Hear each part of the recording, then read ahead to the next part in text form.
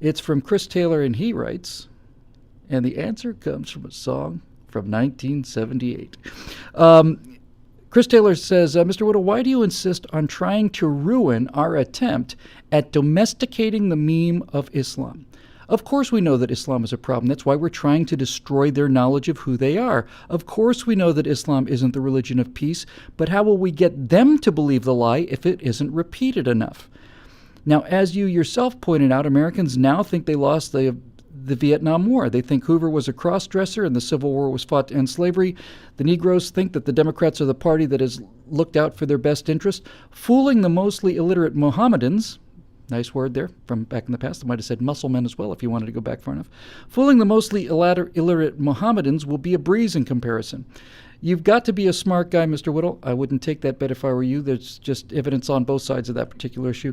Are you going to start telling everybody that Santa and the Easter Bunny are lies next, or are you going to catch on that there are some things that we are all supposed to agree to lie about? Why can't you catch on about other things like Islam is the religion of peace?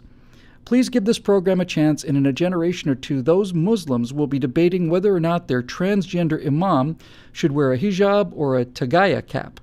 Every time you selfishly refuse to repeat the proper lie, the future death of millions becomes a little more likely. Sincerely yours, a concerned fellow intellectual. First of all, it's a superb question. Secondly, Chris, I say this with all the kindness of anybody who watches my show. If you call me an intellectual again, I'm going to find a way to meet you. I'm going to stab your eyes out with a pencil. The argument is an interesting argument. I've never heard it before. I've never thought about it before. But unless I grossly misunderstand him, and I cut a little bit, but I think that's the thrust of it. What he's basically saying is that by telling Muslims that Islam is the religion of peace long enough, the middle of the country will believe it, and that by me saying things like, no, they're a bunch of murdering savage barbarians, we're basically waking them up to the fact that that's what they really are. So let's keep telling the kids that Santa Claus is real until they believe it's real, and that's going to be a net improvement. I think the answer to your question, though, Chris, again, I certainly am trying to give you this. It's a complex issue, and I believe I've understood it. I hope I have. If not, I'll get it next week, and we'll try again. But I think the answer to your question comes in a very kind of an offhanded little sentence that you wrote. And that sentence is this: please give this program a chance, and in a generation or two, those Muslims will be debating whether or not their transgendered imam should wear a hijab or a tagaya cap, whatever that is. And that, to me, is the answer to your question. We have given them several generations. We've given Muslims in the West several generations. We've given them at least one. From the moment of September 12th, 2001, we've been told that Islam is a religion of peace. We were told this by George Bush. We were told that Islam is a religion of peace. We were told that the Islamic jihadis who did all the murdering had hijacked the religion of peace, that it's not the real religion of peace. And we have basically been telling this lie, which you admit is a lie, and I certainly think is a lie. We're on the same page here. We've been telling this lie in this country actively and loudly since 14 years now, and we've been telling it in the West for at least a generation or two before that, certainly in France and Scandinavia, where they've been importing Muslim workers from the 70s. We've been telling the lie for 40 years, 45 years. We've been telling the lie for 2 generations. So the question, the answer to your question is embedded in the question itself. And that question is, since we have been telling Islam the lie that it is a religion of peace, have Muslims become more moderate or have they become more radical? And the answer is, without question, they have become more radical. Anybody will tell you that. I don't think that's up for discussion. We've told them that they're welcome. We've told them that both American society and European society welcomes them as equals. I did an interview with a guy from Sweden today at PJTV, where he basically said that the Sweden's stated goal, the stated goal of the government, which was backed by most of the people, was that we were going to, he said that it was equal responsibility between the native Swedes and the immigrants. They were equally responsible to come together and form this new Sweden that didn't look like old Sweden and it didn't look like old Algeria or whatever, but it was going to be this new thing. And I said, well, what does this thing look like? He said, nobody knows. We just were told we have an equal responsibility to do it. Now, how's that work out for Sweden? In Sweden and Europe and France and here in this country, We've been telling Muslims that it's the religion of peace, that we can coexist, that it's all about coexistence. The entire theory of America is groups of differing people coexisting. A guy's got a pizza shop on one corner of New York City, and he's from India, and across the way is a Pakistani who's running a Chinese food store, and they're not allowed to kill each other, over these long-lost feuds and so on and so on and so on. So we have been telling this lie for 2 generations now, and the question is, how's it been working out for us so far? I don't think it's worked out very well. I think they've gotten far more radicalized. I don't really think that's up for discussion, certainly. If you look at these French banlieues, these second and third generation Muslims are far more radicalized than the hardworking first generation Muslims who came here and wanted to assimilate. So I think your theory is wrong. In fact, I know your theory is wrong, and I think what is an alternate theory that explains the actual data better, because they are getting far more radicalized, and we have bent over backwards in the West and in America in particular. There's not a whole lot of countries that would have endured. When we talk about the terrorist attacks in Paris and how horrible they are, it's 127 people, right? There's an attack in a nightclub in Bali where a lot of Australians were, 40 people. It's not even that the numbers don't scale, because 128 people is not 3,000 people. If they'd gunned down 3,000 people, or whatever their percentage of our population is, 500 people, whatever the number is, that would be one thing. But that's not just what happened on 9/11. If you are going to affect the French psyche the same way that the American psyche was affected, I think you have to have a terrorist attack in Paris that kills 500 or 600 people and destroys the Eiffel Tower before their eyes. That's what I think is an equivalent level of psychic shock. They have to watch the Eiffel Tower collapse in front of their eyes and kill 600 people, which is proportionally what they would lose compared to our population. And then you would be able to approximate the kind of shock that we got on 9/11. And so how did we react after 9/11? Well, I think one man who was a Sikh was killed, which is a shame because Sikhs have nothing to do with the Muslim religion, but he was wearing a turban. I think one American out of 300 million of us lost his mind, committed a murder against a guy who had nothing to do with it. But since then, we've been telling the lie that Islam is moderate. And as I said in that Afterburner of Failure of Intelligence, the longer I think about it, the more I realize, no. What's happened is there is the Muslim middle, the moderates, and we need to win these people. I'm not saying we need to win them in order to survive as a country. I'm saying we need to win them in order to survive as a country that doesn't have a great deal of blood on its hands. But we need to sway them. And I don't think that agreeing with these terrorists and pretending it's not happening I don't think it's not only not helping us, I think it's causing the problem.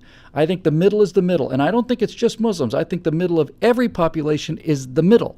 And you could go, as I did in that Afterburner, and say, take the middle of Germany. 7% of the German population was Nazi. The middle was radicalized by the Nazis, who were fanatics, ideological fanatics, and they radicalized the middle. Hitler never got more than 47% of the vote until he was appointed chancellor, and once he'd been in office for less than a year, they had a plebiscite. He got 98%, 99% after more than a year.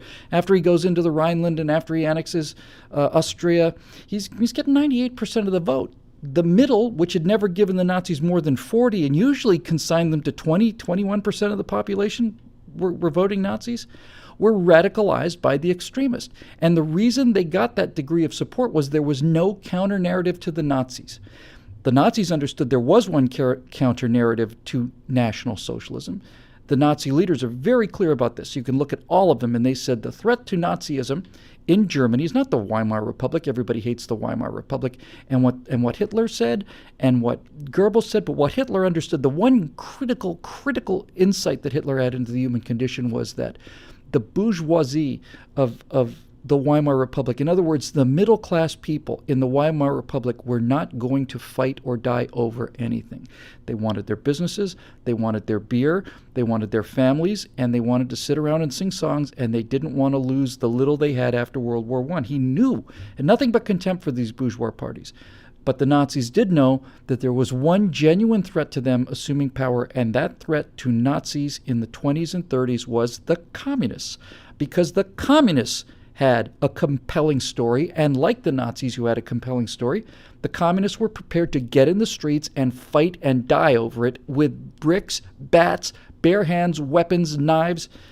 Hundreds, if not thousands, of people were killed in brawls in the time between, let's say, the assumption of the Nazi Party right around 1921 to the assumption of power, legitimate power, in 1933. They knew that the communists had a story that could compete with them, and so they decided the communists had to be shut down. And that's what the SA was for, was just to shut down communist meetings. So I maintain that, contrary to your theory, the answer is to, in fact, tell the moderates, no, we're on to you murdering savages, and we're going to kill every single last one of you. We're going to kill the last one of you. We're going to take you down, hunt you down to the last man. Oh, look, some of the monkeys are escaping. They're walking out into the hallway. They just get back to work there. Get back to your computers. God almighty, I got to go. Oh, see? So, no, in all seriousness, Chris, I'm assuming your point was serious. It may have been an extremely dry irony, but it was an interesting point. But I don't buy it.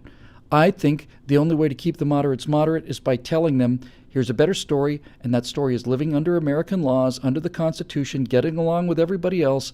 And if you decide you want to try this Sharia thing, or if you decide you want to go join ISIS, then we are going to gun you down in a hail of gunfire. And we're going to do it all the time. And I think it would be very, very useful for American Muslims to know what they don't know in Europe, and what they are constantly reinforced on not being part of in Europe, and that is, in Europe, when Muslims decide to run rampage and set entire country on fire, they're met by a very ineffectual police. If they try it here, they'll also be met by a very ineffectual police, because we see how the police has to respond in situations like Ferguson and so on. But if they decide they really want to drop the other shoe and send the balloons up, they're going to run into 70 million armed Americans. And I actually do not think that these ISIS sympathizers are really quite completely aware of what that means. In fact, I know for a certain moral fact they have no idea what they think. They know what they think we are. They think we're a bunch of sniveling cowards. I don't blame them for them thinking that. Our president's a sniveling coward, and every message he sends is about cowardice and retreat. But the American people, 1 in 4, probably 1 in 5, are armed to the teeth, and we're ready. We're ready for these guys. So I think it's an interesting theory, but I don't think the evidence supports it. I think, in fact, the evidence supports just the opposite. I think we've been coddling them way too long and giving the moderates a chance to listen to these extremists with with a counter narrative that makes it look like we're not even on the same planet. When they murder 106, however many it was, 130 Frenchmen, and they're lying in pools of blood, and the West is, or the President of the United States says, we are not at war with Islam, and the greatest threat to our future is climate change. What do you think that tells Muslims? It tells them he's an idiot. It tells them he has no idea what's going on. It tells them he doesn't understand Islam, and it tells them that we are so weak. If we've got a guy that stupid as our leader, we are the weak ones in the West, and the radicals are going to win. And people want to go with the side that's going to win. That's how it works. Osama bin Laden said, given a choice between a weak horse and a strong horse, people will pick the strong horse. And he's right. But we're not giving them a choice between a weak horse and a strong horse. We're giving the moderates certainly the moderates in Europe, a choice between a strong horse and no horse. And we got to not only get out there with a horse, we got to get out there with a better horse than the ones they have, so the moderates have something to be pushed towards. Thank you for an interesting and provocative question. It took me a while to get the hang of that.